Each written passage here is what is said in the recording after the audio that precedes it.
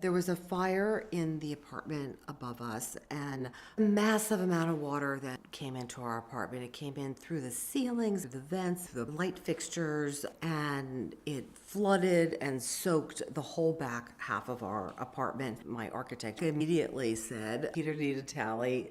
One day I was in my office and I got a call from Lisa, and I could hear the distress in her voice.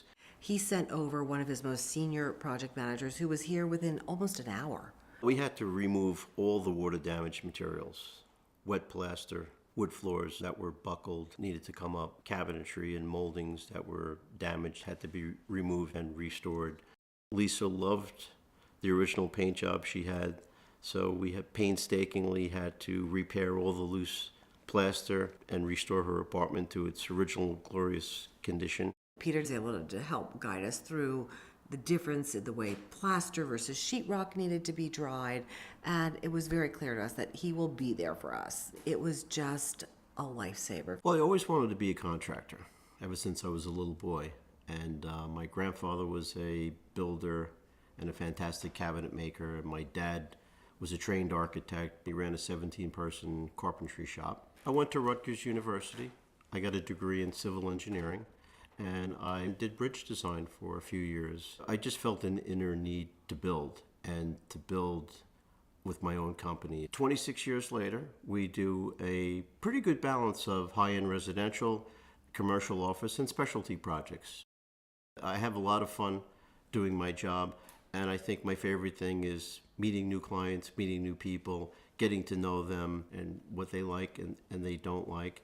And you really have to learn how to work well with them. And the bonus is most of my clients become great friends. And I've learned a lot from them over the years.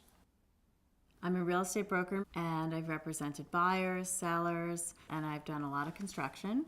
Worked with high-end architects and contractors. I first met Peter around 10 years ago. I had bought a 100-year-old property that needed a gut renovation and was looking for someone to do the project. And he had done the neighbor's property, and they loved working with him. Their apartment was beautiful. He had done an incredible job.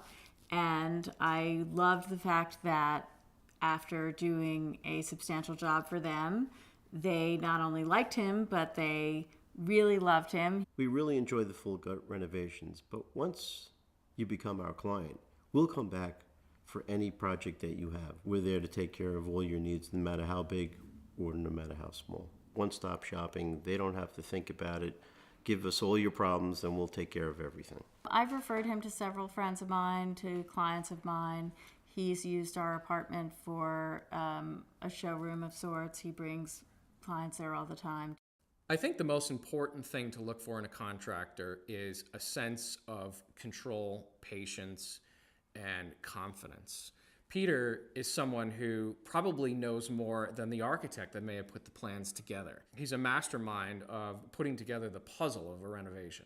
We've recommended Peter for high-end residential remodeling projects. He has a very experienced staff who has a lot of experience with intricate flooring installations, complex plumbing situations. Everything that he builds and does, he does precisely, and is always forecasting that ahead through the bidding process so that his bids are comprehensive. Oftentimes people will hire somebody who's the lowest bidder because they think that they're getting more for their money.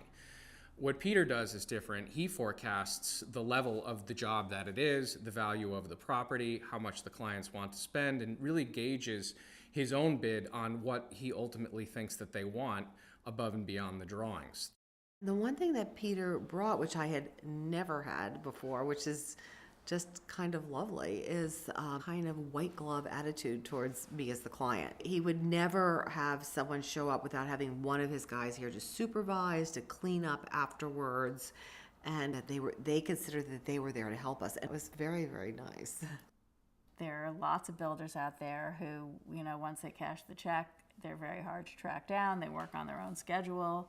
They don't want to answer questions. One of the things that Peter said that convinced me to move forward with him was that he was always going to try to make me happy. I think it's all about spending time with your client and do it in an informal way before the job even starts. Spend a couple hours, sit with them one-on-one, and just take the time to get to know each other. And if you really listen well, you can find out what's up with your client and what's most important to them